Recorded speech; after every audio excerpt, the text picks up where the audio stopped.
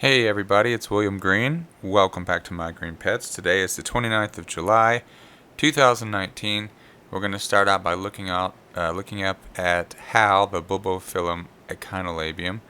We haven't been seeing him in bloom too much lately on the YouTube channel because I um, I only capture him if he is in bloom on the day that I'm filming, and that's not happening very often. If you do subscribe to my Instagram, you will see that every time Hal blooms, you can catch him on there. And so I just wanted to show you real quick. He's looking good.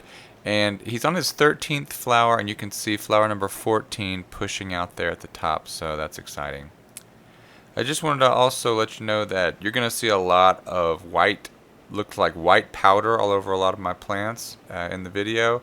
And that is diatomaceous earth that I am using to hopefully combat snails crawling around and eating roots and stuff.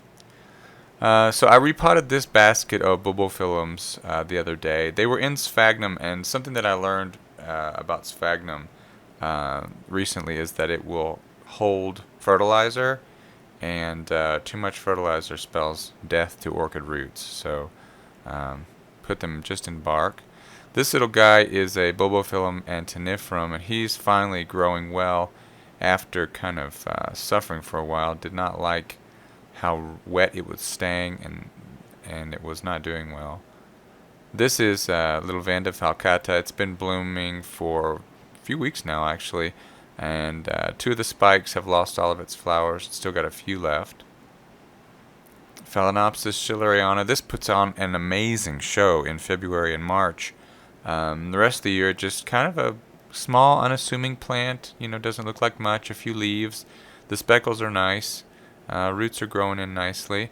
But it just kind of just sits there and doesn't look like much until it starts to put out its bloom spikes, and then it looks really amazing. These are my catasetums. These are dormant orchids that go dormant in the winter. They're in full growth mode right now, and in the last week or so, I've really noticed that their bulbs have started to swell. And so this is the Cycnodes Wine Delight. It's got a really big, long bulb swelling up there. This is the Catasetum Fong Sing, also kind of swelling up. This is a Fred Clarkara hybrid that it's a little bit behind the others. Hopefully it'll get bigger and swell up too. And then this is my Mormodia Jumbo World, and it is definitely putting out a bigger bulb than last year, and that's a very good sign. I'm so glad to see that. Those will be blooming in the fall and the winter with very interesting and fragrant flowers.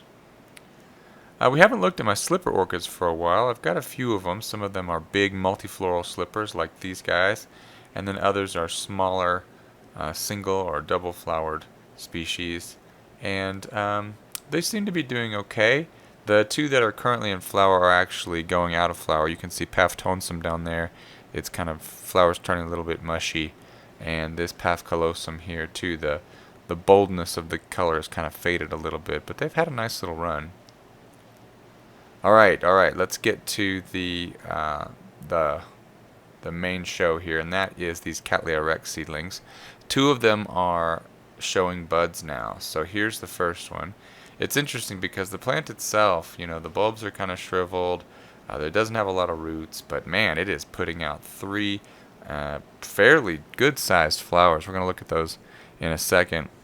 This is the second plant. It's only got two buds pushing out of its sheath. You can see this plant, the sheath looks like it should. It hasn't been messed with. The first plant, I thought that, I would peel back the sheath and give it a little bit of space. And I sprayed a little bit of rubbing alcohol when I did that, just to kind of maybe reduce the number of pathogens. But instead, what I did was, the alcohol was a stronger concentration that I'm used to using. Didn't realize that. And it created a black area at the base of the spike, which caused the whole thing to bend over to the right. I was really concerned that it was going to kill the spike completely. It doesn't seem to have. The buds seem to be okay. But let's be sure that on this spike, I won't be touching it at all. I was a little bit concerned because at the greenhouse where I keep my plants, the watering system is automatic, and so they get watered from the top, and Cattleya sheaths tend to fill up with water, and I was trying to avoid that, but I ended up doing more harm than good. So from now I'm going to leave them absolutely alone Super excited to see these. As you guys know, I've had these Cattleya Rex seedlings since March of 2014. These are the first Cattleyas I've ever bloomed, by the way. If in fact they actually do bloom. Hopefully they're going to at this point. But I used to have a little Brassocatanthe Little Mermaid. But other than that, that's all. So I'm super excited about these guys. Thanks for watching. This has been a really quick update, and hopefully next time you see me, I'm going to be showing you some Cattleya Rex flowers. So until next time, I'm William Green. Thanks for watching, and see you next time.